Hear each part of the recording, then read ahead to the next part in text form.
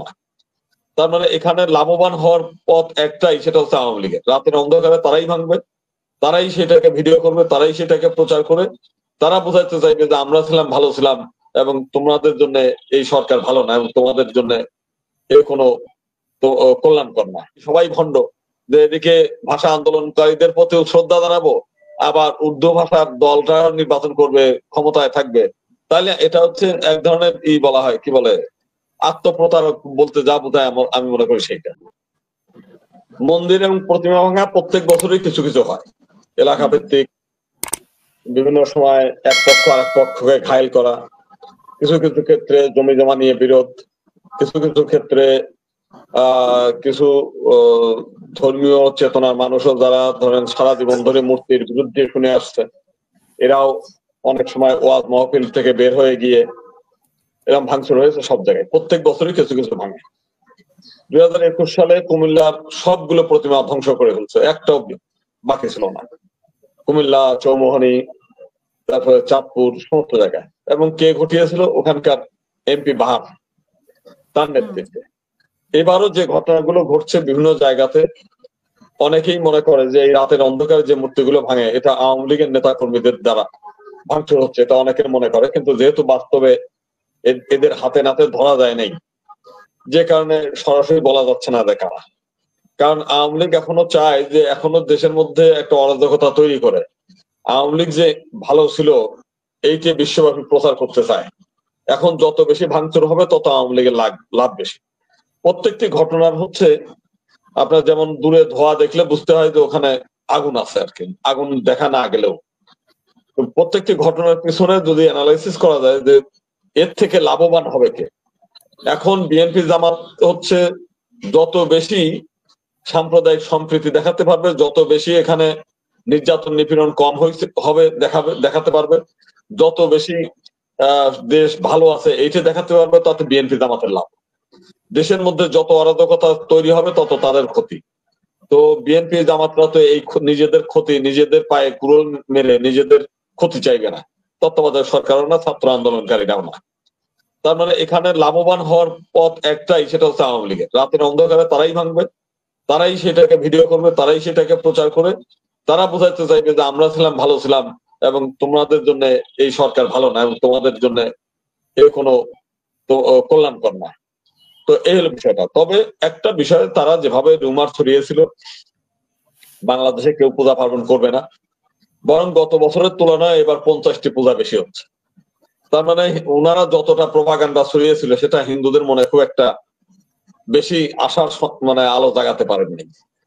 আমাদের আজকেও সেনাপ্রধান গিয়েছিলেন হচ্ছে ঢাকেশ্বরী মন্দিরে, সেনা টহল হচ্ছে, প্রত্যেকটি মন্দিরে মন্দিরে সেনাবাহিনীর লোকজন গিয়ে টহল দিয়ে আসছে। সেখানে বিএনপি জামাতের কর্মীরা মাঝে মাঝে এলাকা ভিত্তিক তারা সেই ধরনের টিম করে যাতে পূজা মণ্ডপ গুলোতে যাতে কোনো হামলা না হয়, কোনো ধরনের অরাজকতা তৈরি না হয়, সেই ব্যাপারে কিন্তু তারা এখন থেকে সতর্ক। আবার হিন্দুরাও এবার, যারা আওয়ামী লীগের সঙ্গে সরাসরি জড়িত না, এইরকম সাধারণ হিন্দুরা সচেতন, প্রত্যেকটি মন্দিরে তারা টিম তৈরি করে করে পাহারা দিচ্ছে। তো সবকিছু মিলেই এবার পূজার পরিবেশ গত বছরের তুলনায় ভালো হবে বলে আমি আশাবাদী। মানে পরিবেশ তার দিকে যা দেখা যাচ্ছে তাতে ভালো কিছু হবে। একটা দুঃখজনক বিষয়টা হচ্ছে যে আজকে যারা বাংলাদেশ থেকে যারা গিয়েছে ওখানে কেউ কিন্তু ভিসা করে যায় নাই। তার মানে ভারতে একটা অবৈধ হবে, সে পাসপোর্ট আইনেও অথবা অনুপ্রবেশকারী হিসেবেও তারা কিন্তু অবৈধ, বেআইনি ভাবে আছে। তাহলে অবশ্যই যারা এই যে পার্কে ঘুরে বেড়াচ্ছে, যদি ভারতের নেতাদের কিংবা ভারত সরকারের ন্যূনতম নৈতিকতা বোধ থাকে তাহলে এদেরকে গ্রেপ্তার করে আগে প্রথমে জেলে পাঠানো হবে। আর ওই দেশের থেকে সে তো একজন পলাতক আসামি হিসেবে দেশের বিবৃতি গুলো দিচ্ছে, এবং সেই বিবৃতি গুলো যে বাংলাদেশ পর্যন্ত আসতেছে, এটা তো প্রচন্ড ভাবেই ক্ষতিকর।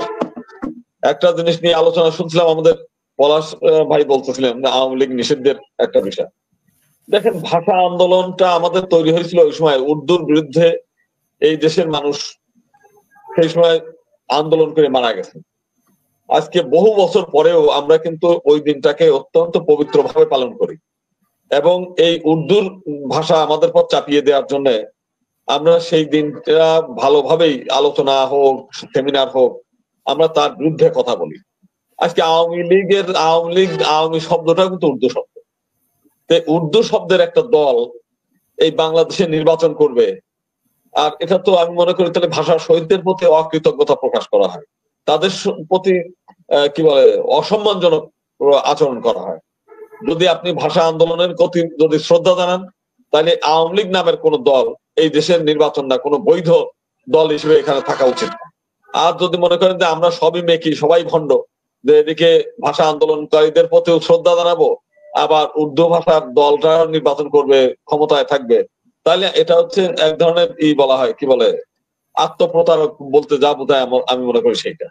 যদি ভাষা আন্দোলনকারীদের প্রতি যদি আমাদের ন্যূনতম শ্রদ্ধাবোধ থাকে, তাহলে আওয়ামী লীগ দলটা এই নামে, তারা অন্য নামের দল গঠন করুক, বা যেহেতু বাঙালি জাতীয়তাবাদের কথা বলে, বাংলায় তাদের একটা দলের নাম গুছাইয়ে তারা সেটা নির্বাচন করতে পারে। যদিও আজকে প্রায় ১,৫০০-এর মতো মানুষকে তারা যেভাবে হত্যা করছে, এটা তাদের প্রথমে গণহত্যার দায়ে তাদের বিচার করে তাদের কঠোর শাস্তি বিধান করার পরে, এরপরে যদি ওই যে জামাতে ইসলামের যে কাজটা করেছে, যে স্বাধীনতা বিরোধীকারী সব নেতাদেরকে তারা ন্যায় ভাবে হোক অন্যায় ভাবে হোক, সবাই বলে যে এটা জুডিশিয়াল কিলিং, তাদেরকে হত্যা করা হয়েছে। আমি মনে করি ওইভাবে জুডিশিয়াল কিলিং না করে সত্যিকার অর্থে বিচার করে যারা প্রকৃত অপরাধী, এই ১,৫০০ লোক হত্যার জন্য যারা অপরাধী, তাদেরকে অবশ্যই ফাঁসির কাস্টে জনসমক্ষে ঝুলিয়ে বিচার করতে হবে। তা নাহলে এই আত্মা যারা মারা গিয়েছে, যাদের মুখ বিকৃত হয়েছে, চোখের মধ্যে ঝাঁঝরা হয়ে গেছে, যারা চিরপঙ্গুত্ব বরণ করেছে,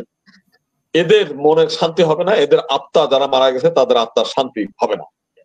তারপরে যদি নতুন প্রজন্ম এসে যারা অপরাধের সঙ্গে জড়িত না, এবং যারা অঙ্গীকার করবে যে শুধু ক্ষমতায় থাকার জন্য আমরা দেশের মানুষকে খুন করব না, দেশের মানুষের বিরুদ্ধে যাব না, তাহলে তারা বাংলা নামের কোন দলের নাম চেঞ্জ করে বাংলা নামের কোন একটা দল করে তারা সেই নির্বাচনের সুযোগ পাবে, সেই জিনিসটা হওয়া উচিত, এটা আমার মতে আর কি।